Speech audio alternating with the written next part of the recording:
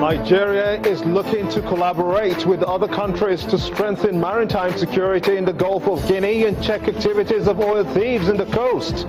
Most of Nigeria's stolen crude is taken through the waterways. That's according to President Muhammad Buhari, who told the Gulf of Guinea Commission envoy that the commission was of strategic importance to plug revenue leakages. How strategic is the commission to help in Nigeria curb oil theft?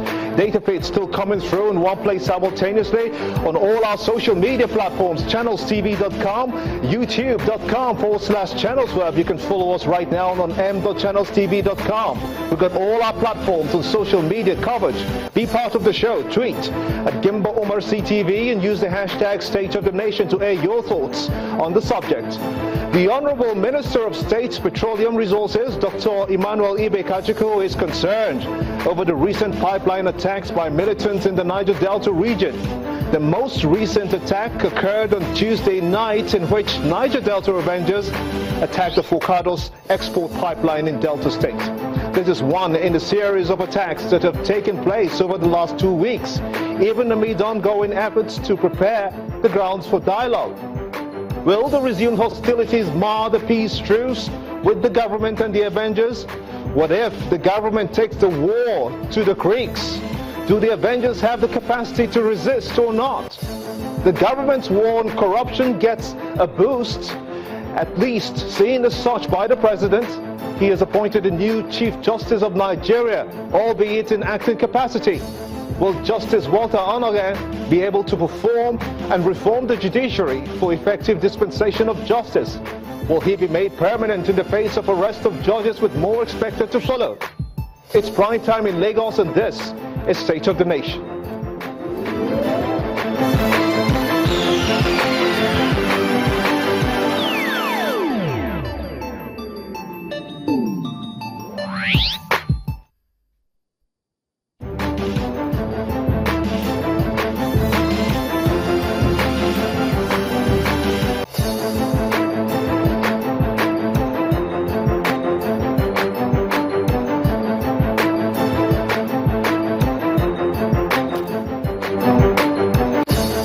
Begin in the oil-rich Niger Delta region, where the Honorable Minister of State Petroleum Resources, Dr. Emmanuel Ibe Kajiko, is concerned over the recent pipeline attacks by militants in the Niger Delta region, in particular the Focados export line by the NDA, saying it is nothing short of a disappointing development. Do recall, though, that the President Muhammad Buhari only last week met with the elders of the Niger Delta to try to reach a permanent solution to the crisis and bombings of pipelines there. One of the elders in that group met with the president. Joins me on State of the Nation. Obong Vitoata is the former governor of Akwa-Ibom State. He joins me from our Abuja studios. Many thanks indeed for coming on State of the Nation at this time. You were indeed governor of Akwa-Ibom State, one of the three major oil producing states in Nigeria. You did mention that at that time you were governor of Akwa-Ibom State. I believe Akwa-Ibom, including Rivers and Delta State, formed a common interest company requesting for an oil block. What was that intended to achieve? Well, that company actually included all the 6 oil-producing states. It was called Bedrock. B for Bayelsa, Edo, Delta, Cross River, Rivers, Cross River, and Akwa-Ibom. And it was to make sure that those on whose land these resources are located at least have access to it, so that they can administer it for the benefit of the people on whose land, or even in whose territorial waters the oil is found. But it never went very far. Now, what should the governors of these states in the present time because we were denied that. Go on, please. Sir, I didn't get that. Yes, I was just asking. No, I did not get the question. Yeah, what should the governors of these states in the present time be doing? You said there are 6 of them. What should they be doing to stop attacks by the NDA? Oh, admittedly, the governors are the chief security officers of their respective states, but they don't own the police. They don't own the military. That's why some of us are talking about true federalism in which there will be state police. So there's a limit to what the governors can do. The one thing they could start with, though, is to make sure that the 13% derivation that they receive is properly used to the benefit of the communities where the oil is found. But beyond that, we have to be a lot more fundamental. What, in fact, are the causes of these attacks? And I put those causes down to alienation and the lack of practice of fiscal federalism. I am completely and totally convinced that if we were practicing fiscal federalism, the feeling of alienation that is really what's devastating the area now would have stopped. But that is beyond the governors. That is a federal issue, which in fact calls for perhaps even not just a paradigm shift, but maybe a change in the constitution of Nigeria. Well, a change in the constitution of Nigeria, that's a big one if you have to toe that line. But you did meet just last week with the President Muhammadu Buhari. Do you think that the demands you made are agreeable to the government?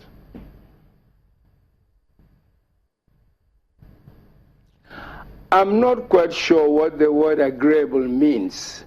We are saying to the government, these are the things that need to be talked about, solutions found to them, because they are standing issues. And if we can find amicable solution to these things, yes, indeed, the militants in the Niger Delta would be quite willing to lay down their arms, because they would have a much greater sense of belonging in Nigeria. Now, if all demands are met, will the militancy and the tax stop? That seems to be the biggest question everyone is asking now.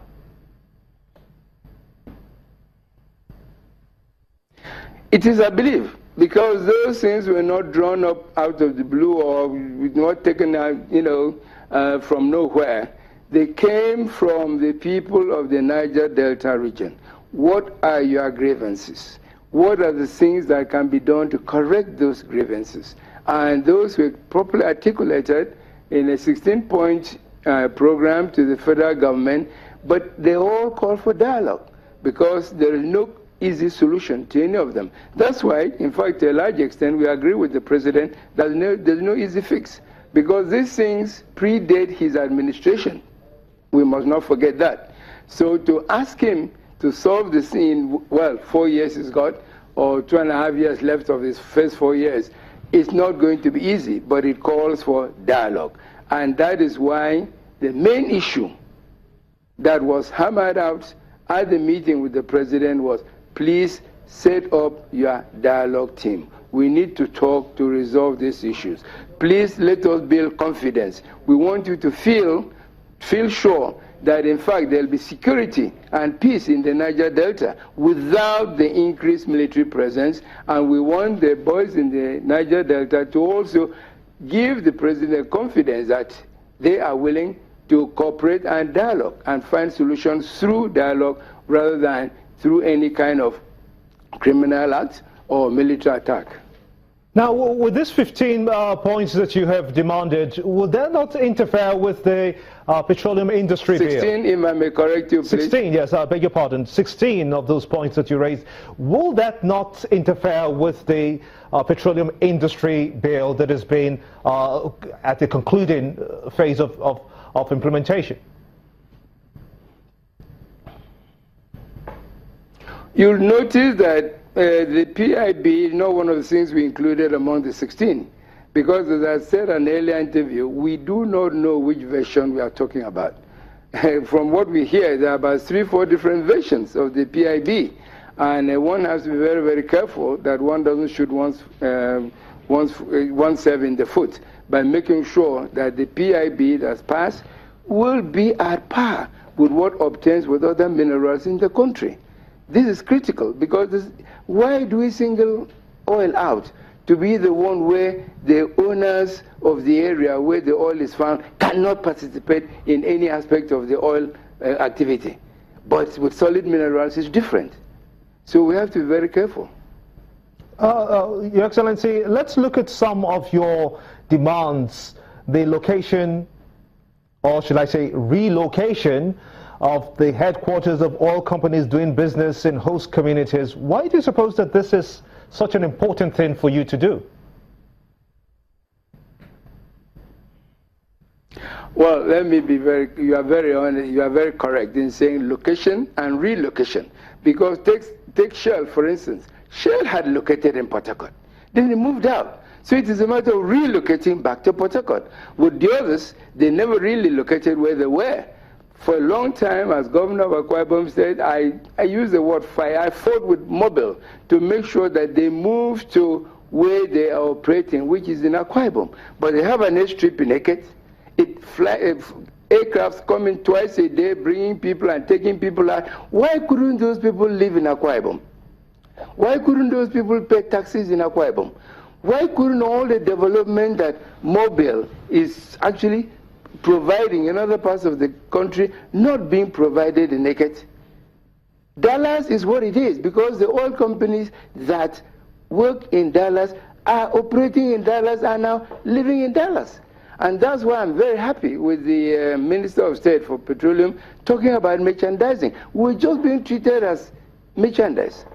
Nobody wanted to live there. I asked one question one time. I said, look, I go out trying to bring in foreign investors into Akwa-Ibom.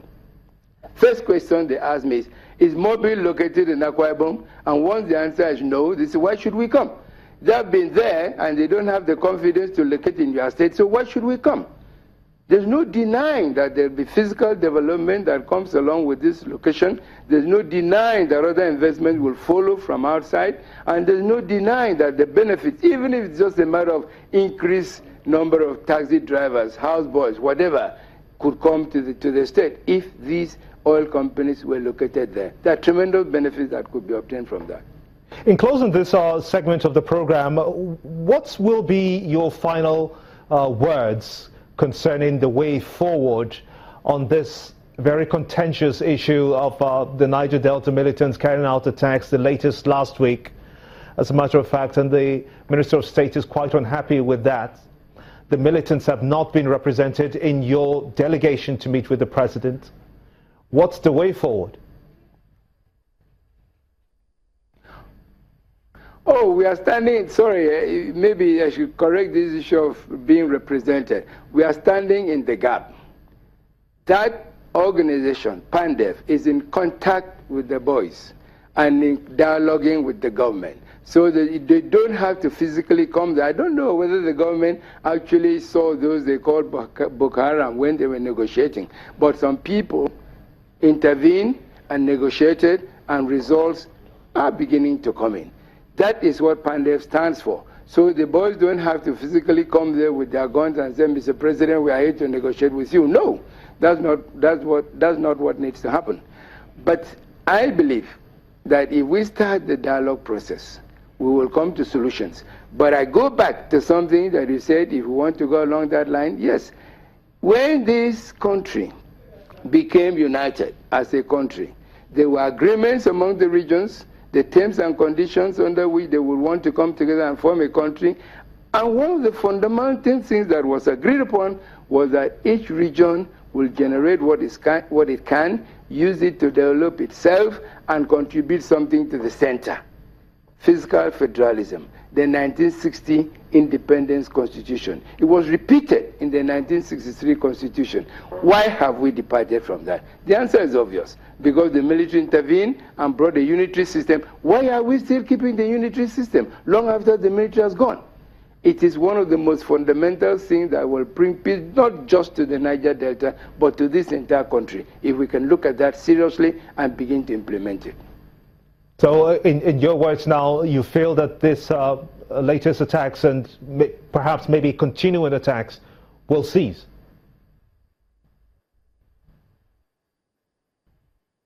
Clearly, yes. Oh, clearly. In the meantime, we are telling the boys, if you want the president to even look at these 16 issues and start to do something, please lay down your arms. We're also saying to the federal government, if you want the boys to lay down their arms, please clearly demonstrate that you are willing to dialogue with us, with them, and find solutions to the problems that are plaguing them now. Many thanks indeed, Obong Victor Atta, the former governor of Akwa-Ibom State and member of the Niger Delta Elders Group. Many thanks indeed for talking to us on State of the Nation. And when the program returns, what will be the outcome of the Walter Onogen? He's the CJN. What will he bring to the anti-corruption table? We're going to be looking at that when we return after these messages. Stay with us.